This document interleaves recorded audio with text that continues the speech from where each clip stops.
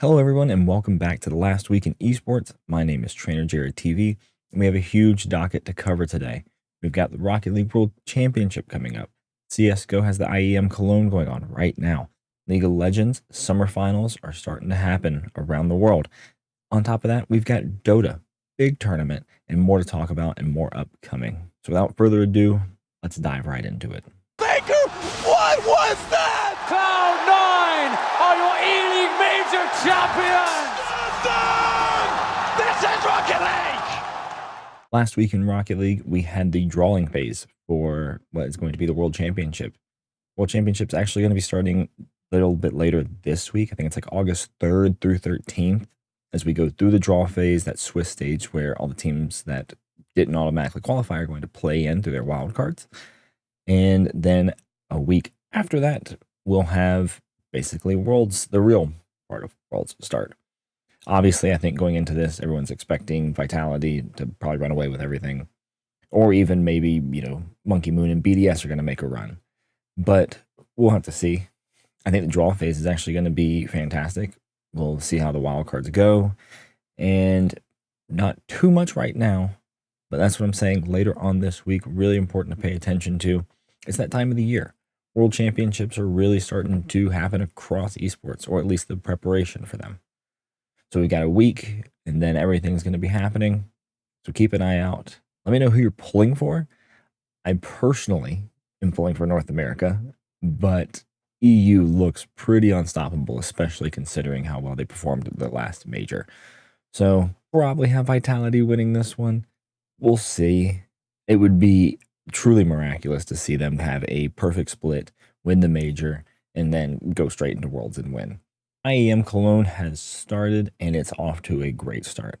We've had a phenomenal play-in bracket, and now we have started actually today or yesterday. Today we started the group play. Recording this right now as G2 just finishes beating FaZe in the background, but this is a phenomenal event so far. You want to see the top teams, really put it on. IEM Cologne is looking to be a phenomenal event. We've got some really high-powered teams. I think this is what it's going to be possibly one of the biggest and best esports events of the year.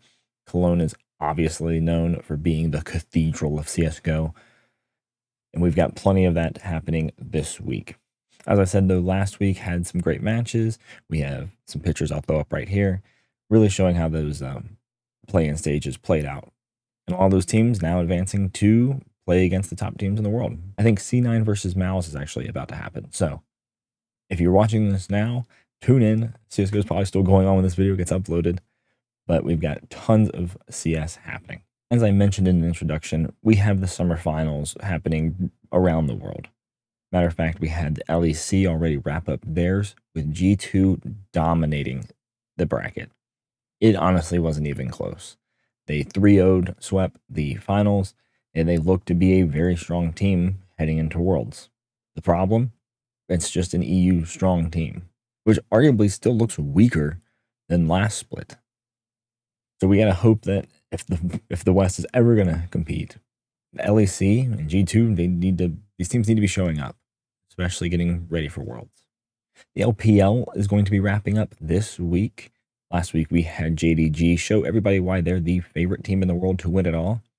They're going to be waiting in the finals, currently waiting for BLG and LNG, who are going to be basically playing to see who gets second place. Because as I just said, Gen.G is the favorite in the world. Sure, there's good teams. Gen.G is showing off with an unbelievable summer performance that is hopefully going to take them to the top in the World Championship. But who blames them? I mean, look at their roster. They have one of the greatest rosters, I think, almost ever assembled. But we'll see. Maybe Gen.G can do something coming out of the LCK, but we'll have to see what happens. The LCS and the LCK are going to continue this week. LCS is going to be beginning their summer finals playoff bracket, and we're going to have the LCK also be finishing up, I believe, their last week of the regular season, and then they're going to jump into their brackets. So nothing really too much for those two. However, LEC has wrapped theirs up, and the LPL is looking to close out with the loser finals and then the grand finals. We talked about Gamers 8 last time, and now we had the big Dota 2 tournament. $15 million prize pool for a video game tournament is absurd. Not that that number is anything strange for Dota 2 players or fans. Most of their international tournaments are, $30 million plus. But this time we had Team Spirit take the win.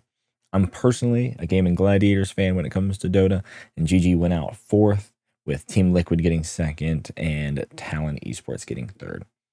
Honestly, though, this might have been the best produced Dota 2 event that I've seen in a while. Also, it's probably the best Gamers 8 production this year. We still have Rocket League to come down the road, but listen, if you have any interest in Dota, you should go back and watch this event. It was phenomenally produced, phenomenal gameplay, and it was legitimately a great Dota 2 introduction to, I think, people who haven't really seen the game before. So shout out to Gamers 8, shout out to Team Spirit. Obviously, they didn't win $15 million, but they got like $5 million, which is unbelievable. But shout out to them, shout out to Gamers 8. Rahadi Masters was fantastic. Top 5 coming at you fast. Let's see who's on top this week.